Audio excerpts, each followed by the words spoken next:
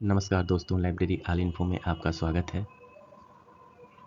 पिछले वीडियो की तरह इस वीडियो में आज भी लाइब्रेरी साइंस के महत्वपूर्ण प्रश्न को कराया जाएगा।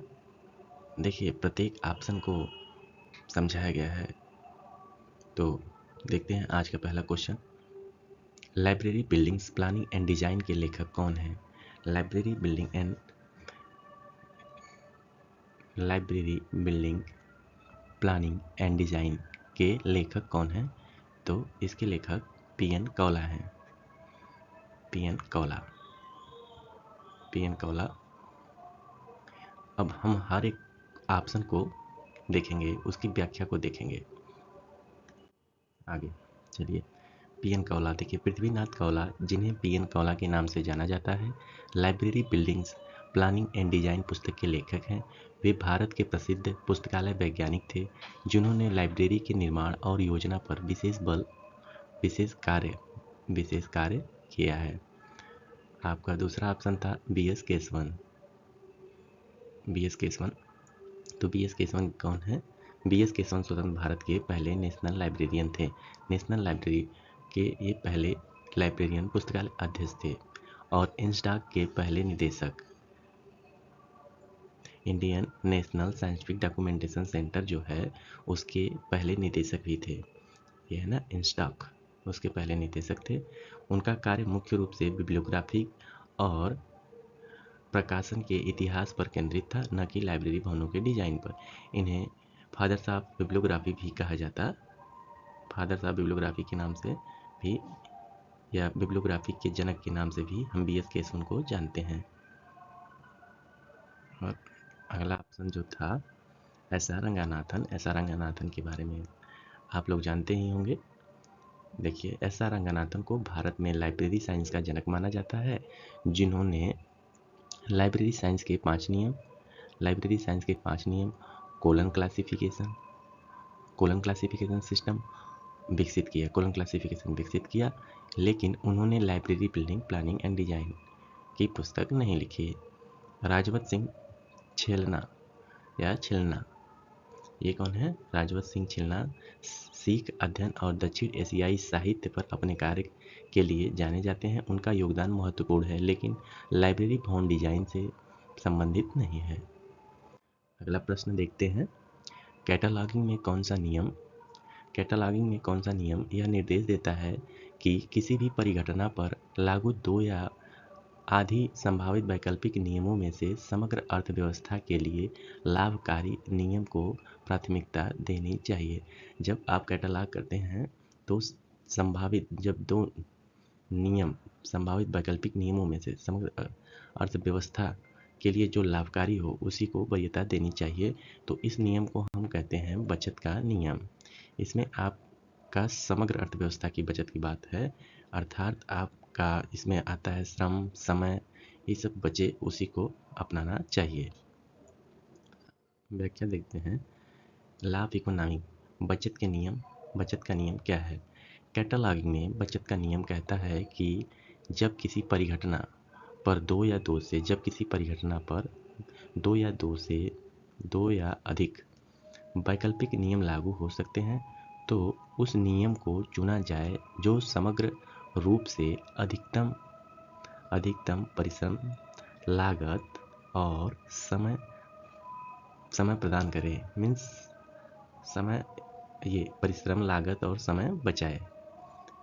यह सिद्धांत कैटलॉगिंग कार्य को आधुनिक कुशल बनाता है।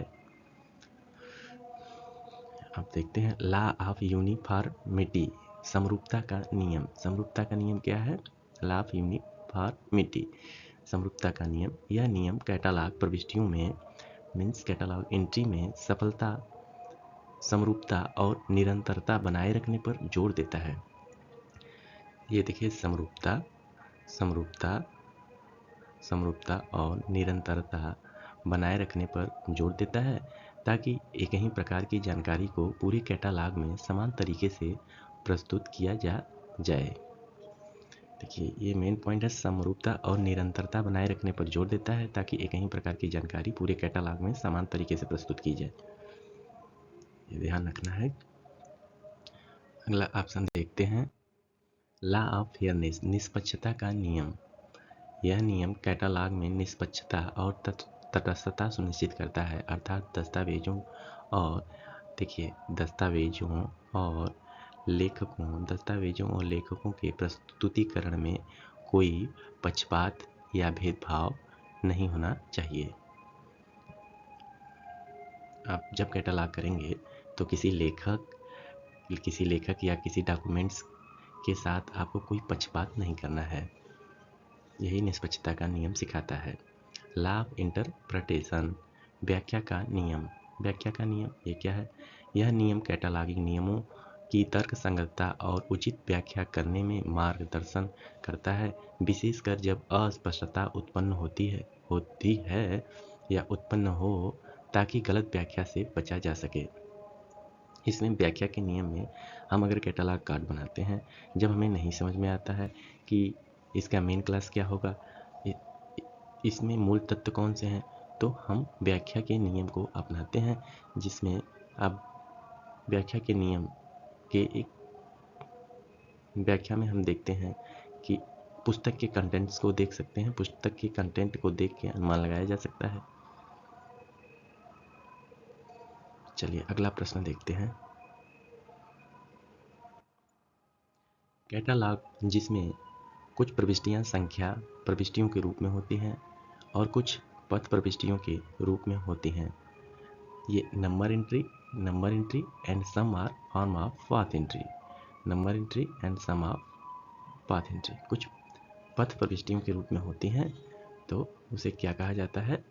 तो उसे क्लासिफाइड कैटालॉग कहा जाता है। क्लासिफाइड कैटालॉग कहा जाता है। आइए देखते हैं सभी ऑप्शन को। क्लासिफाइड कैटालॉग कार्ड, ये ऑप्शन आपका सही है। क्लासिफाइड कैटालॉग ऑर्गेनाइज्ड, ये देखिए हिंदी में देखते हैं, वर्गीकृत कैटालॉग किसी वर्गीकरण योजना जैसे डीडीसी या सीसी के आधार पर प्रविष्टियों को व्यवस्थित करता है। संख्या प्रविष्टियां, वर्गीकरण संख्या के अंतर्गत जो एंट्री होगी वो संख्या प्रविष्टियां हैं। पथ प्रविष्टियां, विषय संरचना या पदानुक्रम को दर्शाने वाली प्रविष्टियां, यह उपयोगकर्ताओं को विषय के अनुसार जानकारी खोजने में मदद करता है। ऑथर्स कैटालॉग क्या है? यह कैटालॉग प्रविष्टियों को लेखक के नाम के अनुसार वर्णानुक्रम में सूचीबद्ध करता है। इसमें संख्या या विषय पथ का उपयोग नहीं होता है। देखिए यहाँ ध्यान रखने योग्य बातें ये हैं कि अगर हम ऑथर के नाम से जब कैटालॉग बनाएंगे, टाइटल के नाम से कैटालॉग बनाएंगे, सब्जेक्ट के नाम से कैटालॉग बनाएंगे, ऑथर टाइटल सब्जेक्ट के नाम से बनाएंगे, और कोई कीवर्ड के नाम से बनाएंगे, तो इन सबको अल्फ़ाबेटिकल क्रम में हम रखते हैं। चाहे ऑथर के नाम से बनाएंगे, चाहे टाइटल के नाम से बनाएंगे, चाहे सब्जेक्ट के नाम से बनाएंगे, चाहे कीवर्ड के नाम से बनाएंगे, चाहे कीवर्ड से बनाएंगे, सबको अपने कैटालॉग ड्रायर में हम अल्फ़ाबेटिकल क्रम में ही रखते हैं। चलिए अगला ऑप्शन देखते हैं। टाइटल कैटालॉग क्या है? टाइटल कैटालॉग, इसमें दस्तावेज के शीर्षक के अनुसार प्रविष्टियां वर्णानुक्रम में व्यवस्थित होती हैं, जैसा कि पीछे हम बताए हैं कि टाइटल से बनेगा, ऑथर से बनेगा, सब्जेक्ट से बनेगा, कीवर्ड से बनेगा, सबको वर्णानुक्रम में ही व्यवस्थित किया जाता है।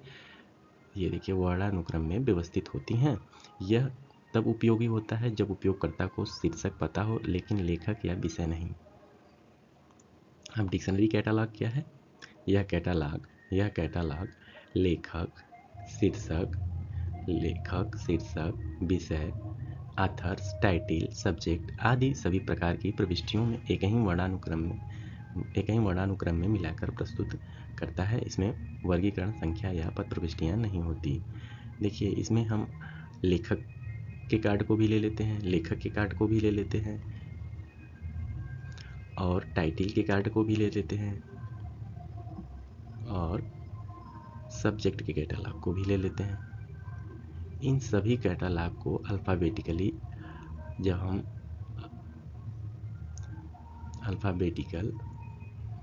अल्फ़ाबेटिकली जब हम दायर में अपने रखते हैं तो ये डिक्शनरी कैटलॉग होती है।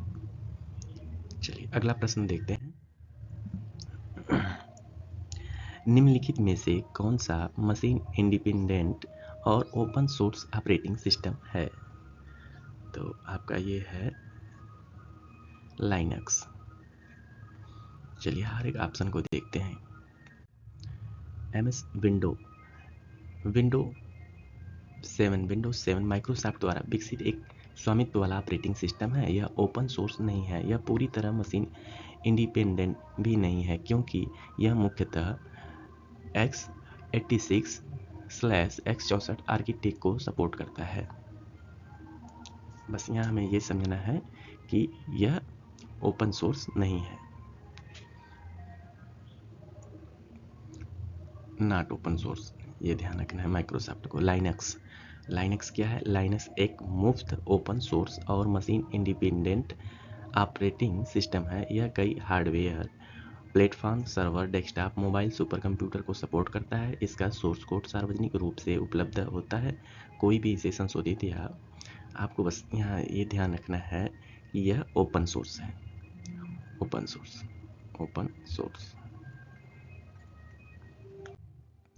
एप्पल मैक ओएस ये आपका ओपन सोर्स नहीं है। बस ये ध्यान रखना है, ये ओपन सोर्स नहीं है। और IBM Z/VM ये क्या है? IBM Z/VM IBM द्वारा विकसित एक स्वामित्व वाला मेनफ्रेम ऑपरेटिंग सिस्टम है। यह वर्चुअलाइजेशन सपोर्ट करता है और शक्तिशाली है, लेकिन यह ओपन सोर्स नहीं है। यह भी ओपन सोर्स नहीं है और केवल IBM मेनफ्रेम पर चलता है, मशीन इंडिपेंडेंट नहीं है। चलिए अगला प्रश्न देखते हैं। कौन सी बजट प्रक्रिया शून्य स्क्रैच से चालू होती है और बाद में पूरे वर्ष के लिए प्रस्तावित गतिविधियां बनाई जाती हैं? तो यह है create proposed activities for entire entry, start from scratch and then create propose. बजट प्रक्रिया स्क्रैच मीन्स शून्य से चालू होती है और बाद में पूरे वर्ष के लिए प्रस्तावित गतिविधियां बनाई जाती हैं। तो आपका ये zero budget based budgeting system है। इसको 1970 में पीटर फिर के द्वारा दिया गया है। चलिए अगले ऑप्शन को देखते हैं। फार्मूला बजटिंग क्या होता है? देखिए फार्मूला बजटिंग, प्रोग्राम बजटिंग, ये सब क्वेश्चन पूछे जाते हैं। तो हम देखते हैं फार्मूला बजटिंग क्या है। सूत्र आधारित बजट पहले से तय किए गए किसी सूत्र जैसे ये सूत्र आधारित फार्मूला बजट जो है कौन से अवयव एलिमेंट होता है इसमें? देखिए छात्रों की संख्या, स्टाफ की संख्या या पिछला खर्च के आधार पर धन आवंटित करती हैं। यह शून्य से शुरू नहीं होता है। फार्मूला बजट में जब हम फार्मूला बजट तैयार करते हैं तो उसमें छात्रों की संख्या, पिछला खर्च, स्टाफ की संख्या, इन सभी को ध्यान में रखा जाता है। प्रोग्रामिंग बजटिंग अगला ऑप्शन है। प्रोग्रामिंग बजटिंग ये क्या है? कार्यक्रम आधारित बजट। ये देखिए कार्यक्रम आधारित बजट विशेष कार्यक्रमों या परियोजनाओं के आधार पर धन आवंटित करता है। यह प्रत्येक कार्यक्रम की लागत और अपेक्षित परिणाम पर केंद्रित होता है, लेकिन यह शून्य से शुरू नहीं होता है।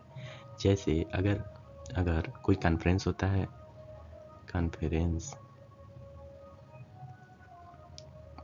तो इसके लिए प्रोग्रामिंग बजटिंग को तैयार किया जाता है। अगला ऑप्शन देखते हैं। Zero based budgeting system. ये शून्य आधारित बजट क्या है? शून्य आधारित बजट प्रक्रिया में शून्य स्क्रैच जब स्क्रैच कहेगा तो हमें समझना है शून्य की बात कर रहे हैं। बजट प्रक्रिया में शून्य स्क्रैच शुरू होती है। प्रत्येक गतिविधि को नया मानकर उसका औचित्य सिद्ध करना और स्वीकृत करना, फिर उसे पूरे वर्ष के लिए प्रस्तावित किया जाता है, पिछले बजट के आधार पर नहीं। देखिए ध्यान रहे कि बजट हमेशा अगले वर्ष के लिए तैयार किया जाता है। तो जब हम शून्य आधारित बजट तैयार करते हैं तो न तो हम पिछले पिछले बनाए गए बजट के आधार पर मेरा कोई निर्णय नहीं होता। नए सिरे से जब हम बजट को तैयार करते हैं तो वो शून्य आधारित बजट कहलाता है। प्रदर्शन आधारित बजट, परफॉर्मेंस बजट, ये क्या है? प्रदर्शन आधारित बजट में धन का आवंटन मापने योग्य परिणामों या प्रदर्शन से जोड़ा जाता है, जिसमें ध्यान गतिविधियों की दक्षता और प्रभावशीलता पर होता है, लेकिन यह शून्य से शुरू नहीं होता है। अगला प्रश्न, छठवां प्रश्न है, जैसा कि जेके खन्ना द्वारा स्पष्ट किया गया है कि भारत में विशेष पुस्तकालयों की वृद्धि प्रत्यक्ष रूप से किससे संबंधित है? देखिए, जेके खन्ना का विशेष पुस्तकालयों की वृद्धि का मुख्य उद्देश्य था इंडस्ट्रियल डेवलपमेंट। आइए इनकी व्याख्या देखते हैं। जेके खन्ना के अनुसार भारत में विशेष पुस्तकालयों की वृद्धि औद्योगिक विकास से प्रत्यक्ष रूप से जुड़ी हुई है। जैसे जैसे उद्योगों का विस्तार हुआ, तकनीकी, वैज्ञानिक और विशिष्ट जानकारी की आवश्यकता बढ़ी, जिससे इंजीनियर, चिकित्सा, कृषि और व्यापार जैसे क्षेत्रों में विशेष पुस्तकालयों की स्थापना हुई। भारत की स्वतंत्रता, अगला ऑप्शन है, इसमें देखिए हमें ध्यान रखना है कि जेके खन्ना का योगदान विशेष पुस्तकालयों या औद्योगिक विकास से प्रत्यक्ष रूप से जुड़ा हुआ है। ठीक, अगला ऑप्शन है, भारत की स्वतंत्रता 1947 में भारत ने स्वतंत्रता ने सुधार और शिक्षा के विस्तार को बढ़ावा दिया, लेकिन यह विशेष पुस्तकालयों की वृद्धि का प्रत्यक्ष कारण नहीं था। विशिष्ट जानकारी की मांग मुख्य रूप से औद्योगिक और क्षेत्रीय आवश्यकताओं से उत्पन्न हुई। ग्रोथ, यूनिवर्सिटी एजुकेशन, विश्वविद्यालय शिक्षा का विकास भी उससे संबंधित नहीं है। ऑप्शन नंबर डी जो है, समितियों, आयोगों की सिफारिशें, इसमें समितियों और आयोगों की ने पुस्तकालय प्रणाली और नीतियों को बेहतर बनाने में मदद की, लेकिन वे विशेष पुस्तकालयों की वृद्धि का मुख्य कारण नहीं थे, अधिकतर औद्योगिक आवश्यकताओं से प्रेरित थी।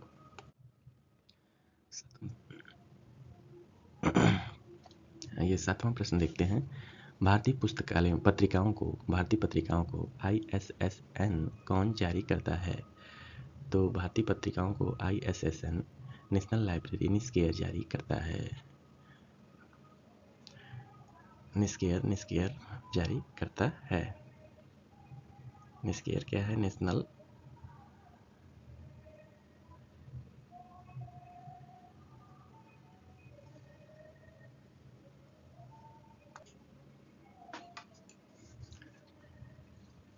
देखिए निस्केयर क्या है? निस्केयर आपका है national institute of science, national institute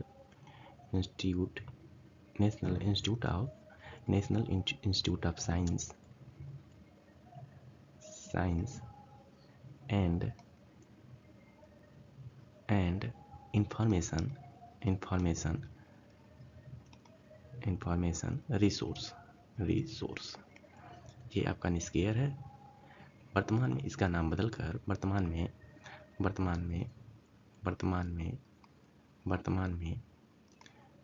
2021 में नाम बदलकर क्या हो गया?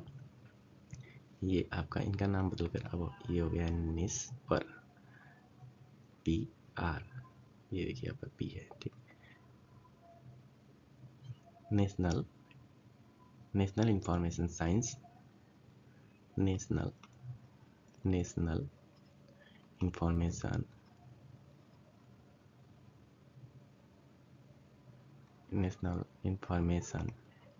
साइंस एंड पॉलिसी रिसर्च,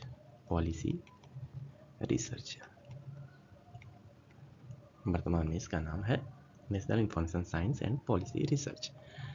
ये क्या करता है वर्तमान में? ये ISSN नंबर जारी करते हैं। तो आपका ऑप्शन यहाँ निस्केयर है, आपका ऑप्शन निस पर भी हो सकता है, मतलब अब वर्तमान में जो पूछा जाएगा इस नाम से पूछा जाएगा। चलिए इस ऑप्शन को देखते हैं। देखिए यहाँ लिखा गया है कि national science library NISCAIR CSIR निस पर अब ये बन गया है, अब इस नाम से उसको जाना जाता है। इसकी व्याख्या देखते हैं। ISSN एक अंतर्राष्ट्रीय मानक संख्या है जो पत्रिकाओं और सीरियल पब्लिकेशनों को दी जाती है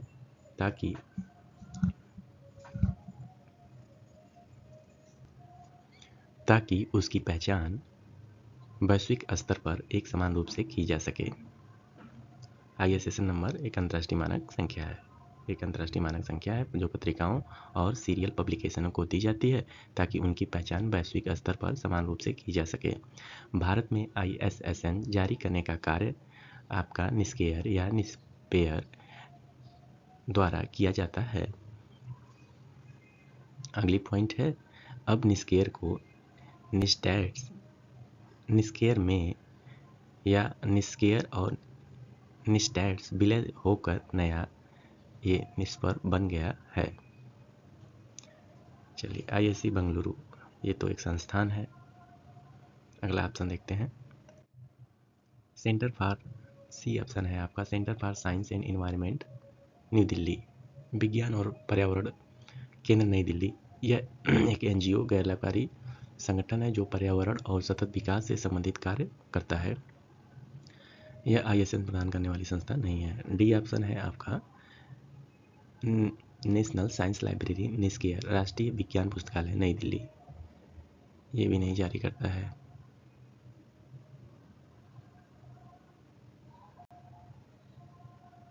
पर यह भारत में पत्रिकाओं को ISSN प्रदान करने का अधिकृत केंद्र है। अगला प्रश्न है, प्रबंधन सिद्धांत स्पिरिट डे कार्प का अर्थ क्या है? प्रबंधन सिद्धांत स्पिरिट डे कार्प का अर्थ क्या है? तो स्पिरिट डे कार्प का अर्थ है टीम वर्क। टीम वर्क होता है, टीम स्पिरिट है, ठीक है, टीम वर्क होता है। चलिए व्याख्या देखते हैं, स्पष्ट हो जाएगा सभी ऑप्शन का व्याख्या दिया गया है। टीम स्पिरिट, टीम भावना, दल भावना, ये क्या है?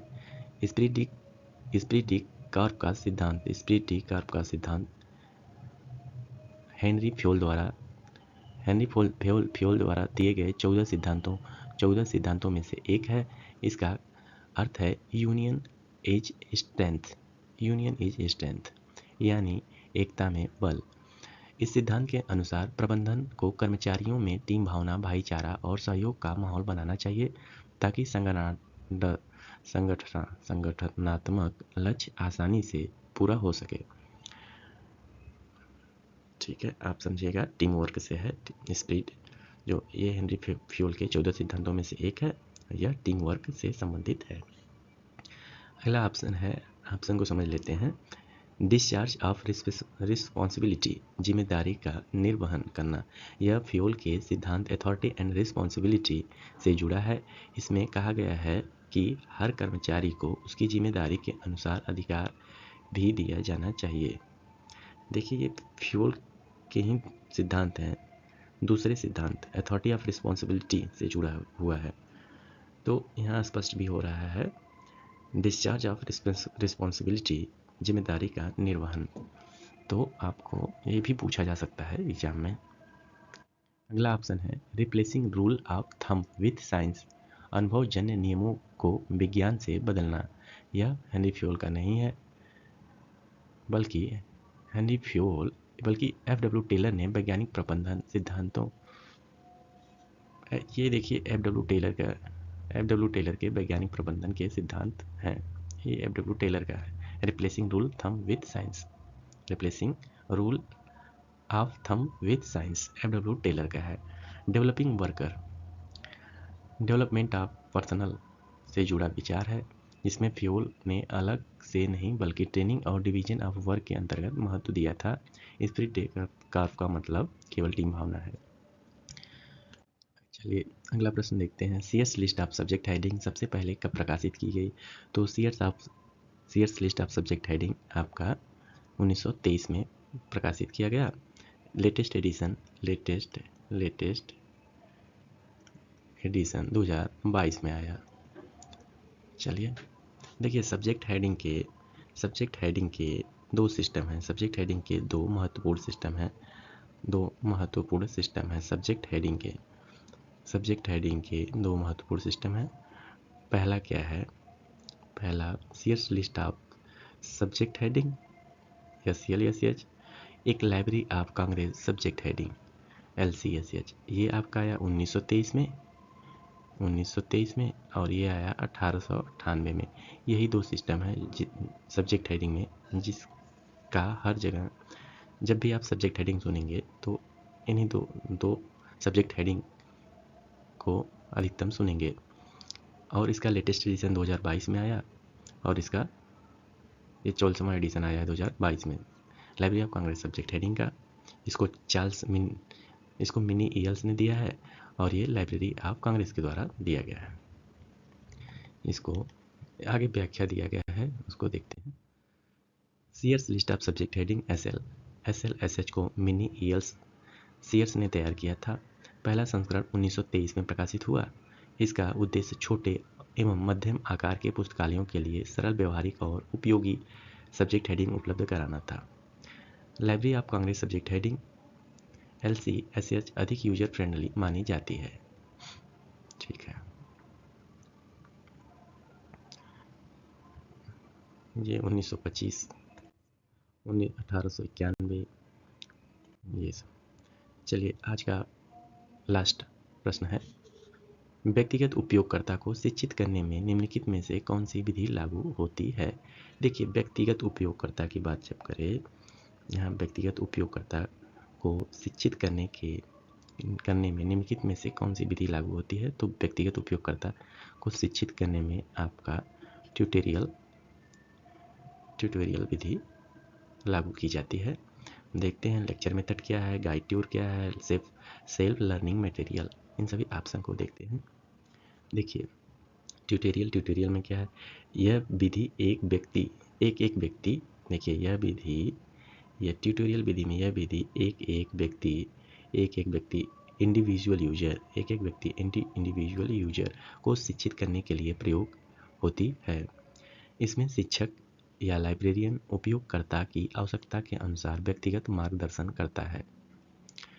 इसलिए व्यक्तिगत उपयोगकर्ता को शिक्षित करने के लिए सबसे उपयुक्त विधि यही है, ट्यूटोरियल विधि। ठीक, अगला ऑप्शन है लेक्चर मेथड।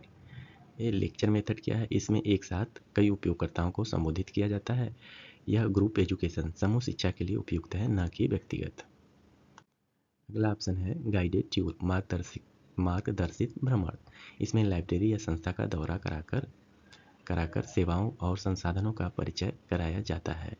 ये देखिए, इसको हम लाइब्रेरी टूर भी कहते हैं या गाइडेड टूर। इसमें लाइब्रेरी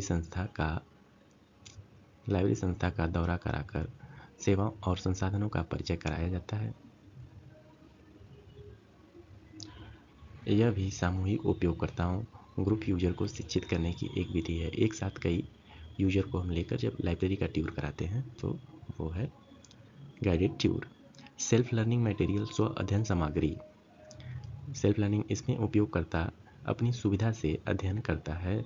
यह सेल्फ डायरेक्टेड लर्निंग है, लेकिन डायरेक्टेड पर्सनलाइज्ड टीचिंग नहीं है। चलिए, आज का प्रश्न समाप्त हुआ। आपके कोई सुझाव हो तो आप ज़रूर कमेंट बॉक्स में दीजिए, जिससे नेक्स्ट वीडियो में हम और सुधार के साथ आएँ। और आपको अगर अच्छा लगा हो तो आप चैनल को सब्सक्राइब कीजिए, ऐसे ही हम और वीडियो बनाते रहेंगे।